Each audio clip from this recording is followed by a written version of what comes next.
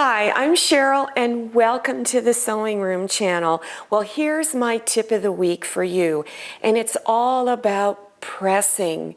A lot of times we're in a hurry and you think, oh, I'm not going to press it. I'm just going to go with it and take off and either wear the clothing without pressing it or whatever it is you're making. And it never looks very finished. Or sometimes you're trying to do a blind hem and it's just not working out for you, even though you're following the instructions. More than likely, you're skipping the pressing process. So I'm going to go over pressing a seam and how to press your fabric to do a blind hem. If you're making clothing, you still need to press your seams. It's very important. I'm going to show you a couple of examples. For instance, this fabric right here, it's two pieces of fabric, and I've used a serger to serge the edge. So you have a nice, clean edge here, but you still need to press it. So usually when your edges, your two pieces of fabric are serged together, what you want to do is open to the front side, and you can either finger press just a little bit, and then take your iron, press going against that seam to force your fabric on top to go towards your seam that's just stitched. So that's one way of doing your clothing seam. Let's say you've got some clothing you're making and you serge the edges of your fabric separately.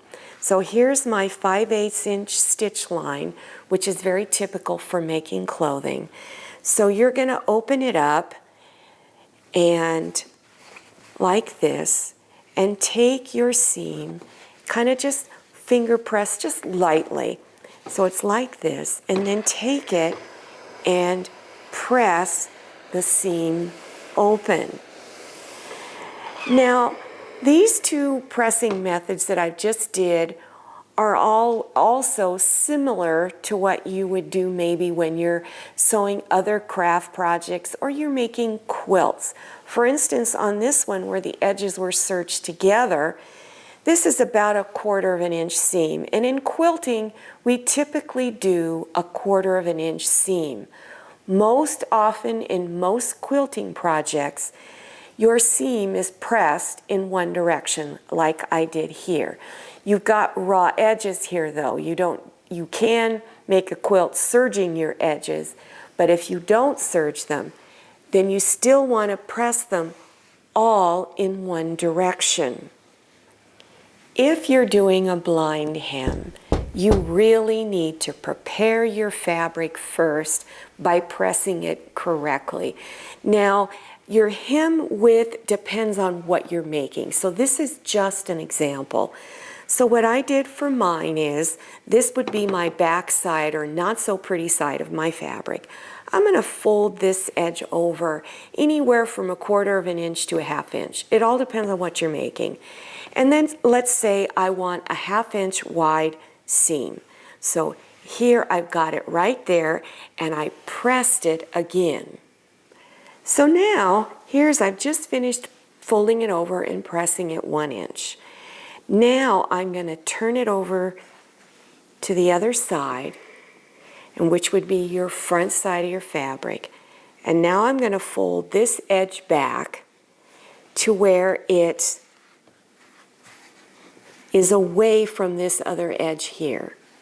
I hope this makes sense. And press it again. So I've got about 1/8 inch of fabric extending out here. So you're still looking at the back of your fabric.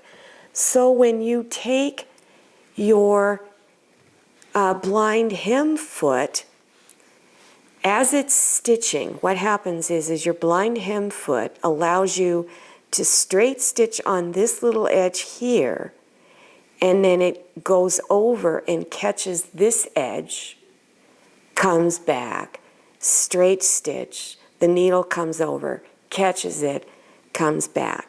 So you've got this little piece right here that's sticking up on the back side.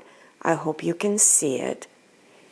So then you're going to take this piece and stick it right along this folded edge here, so that when you're stitching, get it there, you keep that piece right up against this inside folded edge, and then you stitch. This way, your fabric won't slide all over the place. If you don't press it, you're not going to come out so great. Well, if you're having a problem with a sewing project you're working on, you feel like you're following instructions, but it's just not coming out right, make sure that you've done your pressing. Also, if other things just aren't working out for you, leave a comment below saying you need some help with something, because maybe it just might show up in one of my tips of the week. So if you're interested in other tips of the week, I have a lot of them. Look below your YouTube screen for those video links. And also, I do have a previous tutorial that I've done on how to do hemming stitches. So I'll have that link listed below also for you. Now make sure you follow me on Instagram and check out my Facebook page. Thank you so much for watching. I'll see you next time, and happy sewing.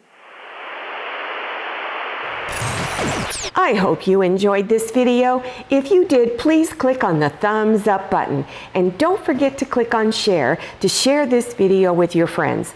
If you haven't subscribed yet, click on that red subscribe button down there in the lower right-hand corner of your screen. Click on the bell so you can receive notifications about my latest videos.